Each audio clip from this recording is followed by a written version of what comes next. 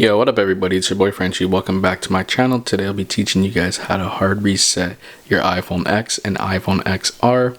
But before we get into the video, I have a giveaway for an iPhone 11. All you have to do to enter is subscribe to the channel, drop a like on the video, and leave a comment down below. The giveaway winner will be announced once I hit 50,000 subscribers. So the faster I hit that, the faster one of you will win the iPhone 11.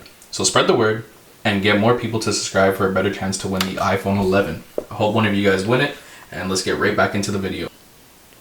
So the first thing you guys are going to want to do is push the volume button up, down, hold the lock button. Continue to hold the lock button until your phone turns off.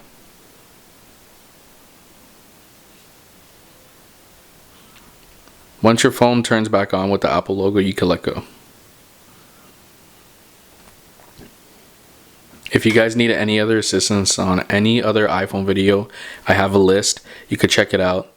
I'm sure I could help you guys out on something.